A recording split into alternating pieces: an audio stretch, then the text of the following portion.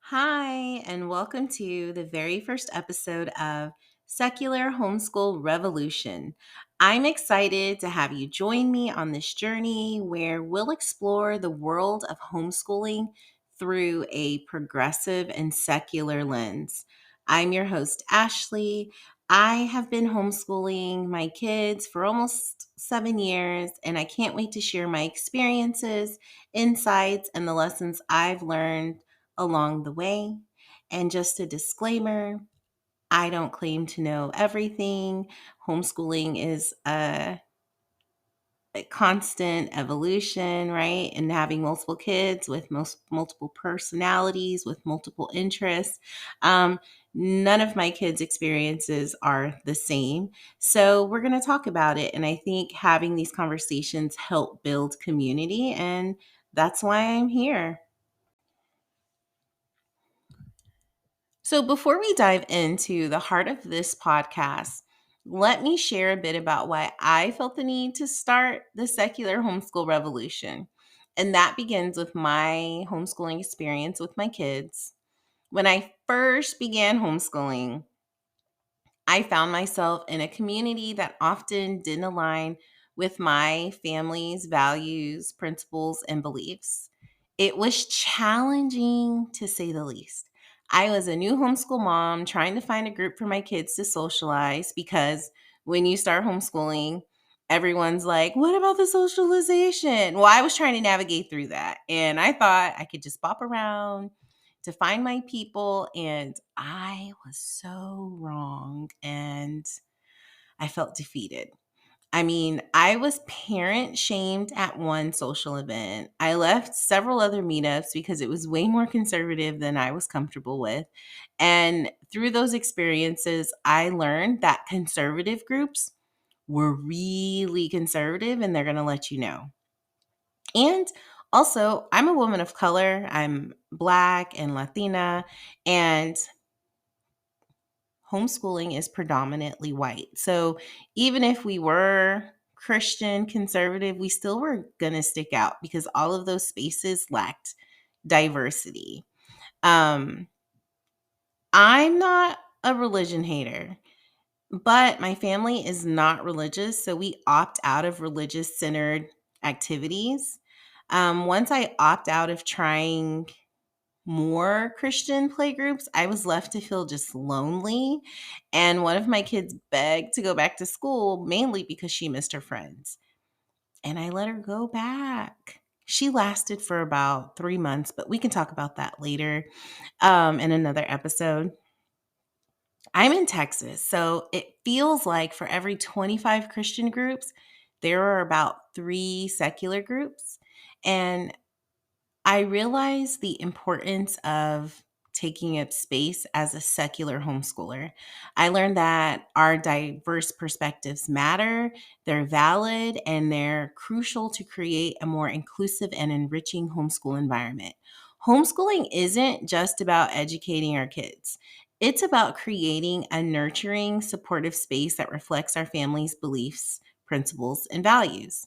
By sharing our stories and experiences as secular homeschoolers, we can empower others who might feel like they don't quite fit in the traditional homeschooling mold to keep going and how to build community, even if it's not local.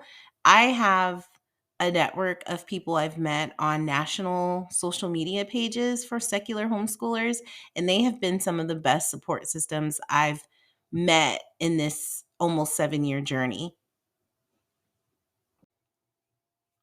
I also want to throw it out there that I tried podcasting a few months ago and it was so bad. I I was just I don't think I was doing my due diligence of like preparing for the episodes. I was just getting on there, being a chatty Cathy, and just going. And they were all over the place. I didn't have a microphone. Shout out to my mom for believing in me and gifting me a really cool microphone for my podcasting. Um, but I went back and listened to those episodes and I was like cringing. My podcast name was really, really, really long. But I taken those lessons and hopefully I am applying them to this podcast because homeschooling is just something I'm so passionate about. I love to talk about all things homeschooling, but not everybody always wants to listen to all things homeschooling. And I do try to not make homeschooling my identity, but I love educating my kids. I love having that educational freedom. And I feel like if I have more conversations, it'll empower more people because there is a negative stigma around it. And I feel like I've made it my life's mission to debunk those myths. But anyway, I am passionate about having my podcast and talking about homeschooling. And I'm excited you're tuning in to join me in this journey. So, why is it important to take up space as a secular progressive homeschooler? When I started homeschooling, I realized I was swimming in a sea of traditions and beliefs that didn't exactly match up with mine, and it was extremely hard to find community. I really could have done more research. I assumed everybody who homeschooled were hippies. I really didn't understand the really conservative, really um, earthy, crunchy mom aspect of it. And my mind was blown.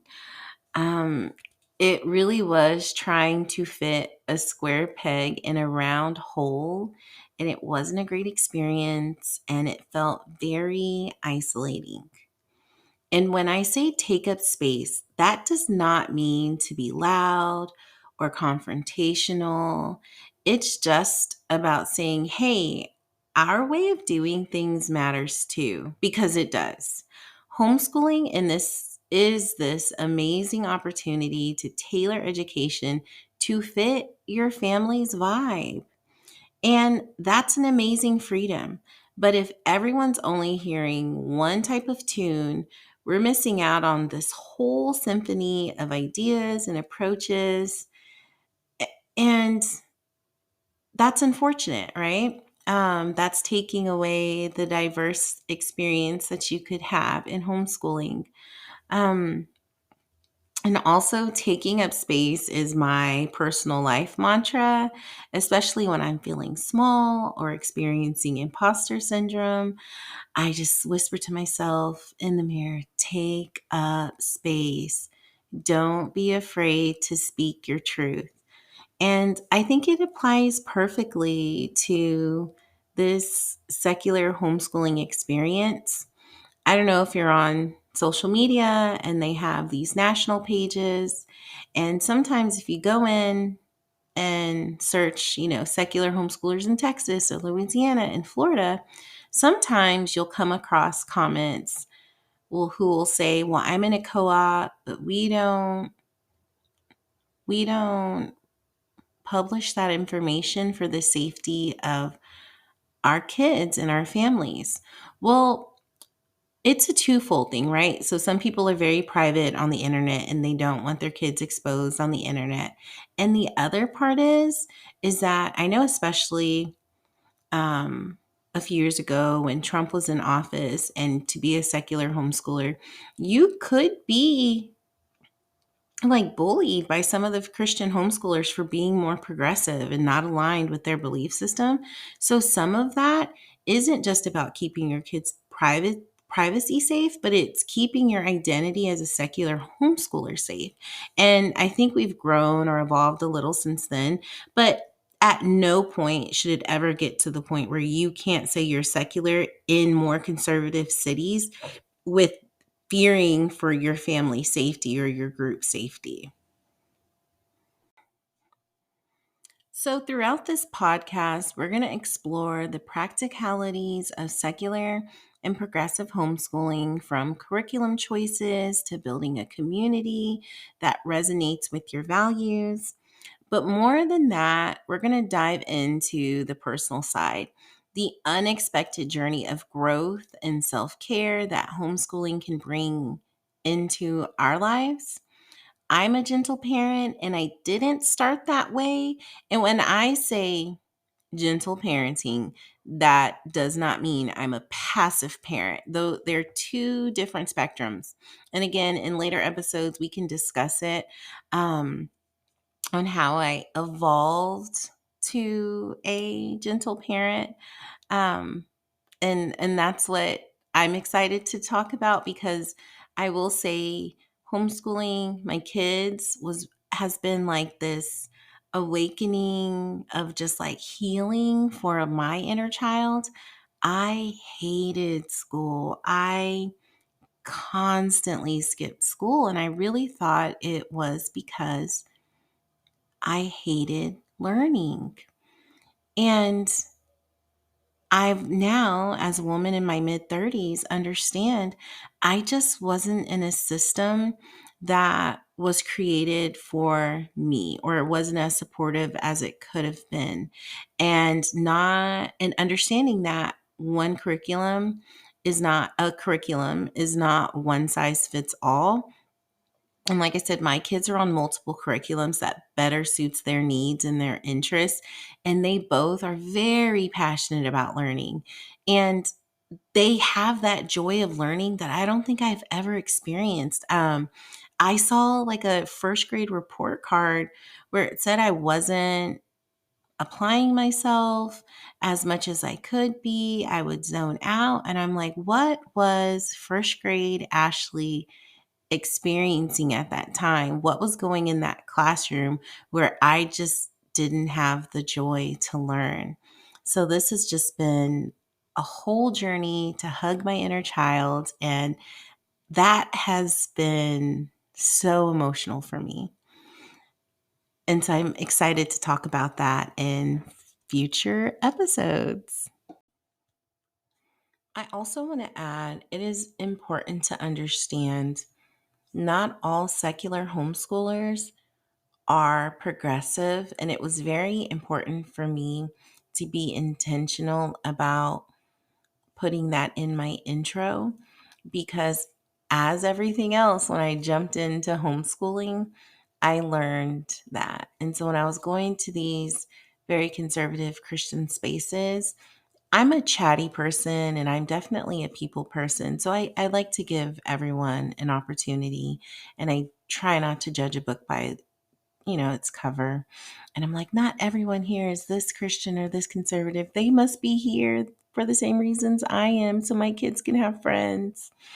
And I did meet some people and we exchanged information and we agreed to meet up at the park or the library.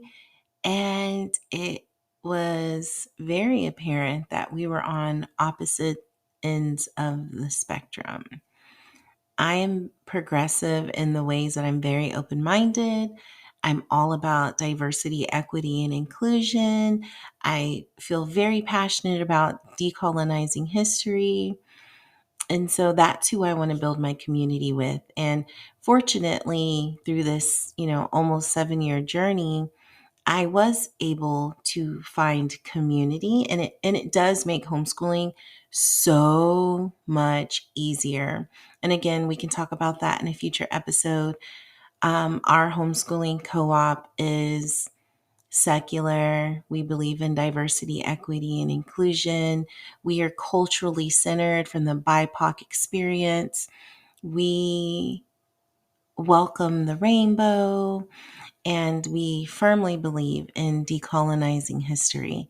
So I'm lucky that I was able to make friends over the last couple of years, um, Kia and Jennifer, so that we could start this amazing co op. It wasn't there, so we took matters into our own hands and decided to create it. And it has been a labor of love. And to see our kids have so much joy is just sometimes so overwhelming, because this definitely, starting a co-op was not, and was telling my friends earlier today, this wasn't necessarily in my 5-year plan, but I knew something had to change, and I'm glad we are being bold and courageous to do this. and it feels so good. So I hope from anything that you get from my podcast that you are empowered to create the community, to create the tomorrow for you and your family that will just bring light and love and positive energy into your homeschooling journey. So, whether you're a seasoned homeschooler looking for fresh insights, or someone considering homeschooling and seeking a community that resonates with your values, you are in the right place. Secular Homeschool Revolution is here to inspire, support, and empower you on your homeschooling path. I invite you to join me on this revolution, a revolution that celebrates diversity and embraces authenticity. Thank you for being here, and let's revolutionize education together. This is the Secular Homeschool Revolution podcast. Stay tuned for more episodes, and until then, happy homeschooling.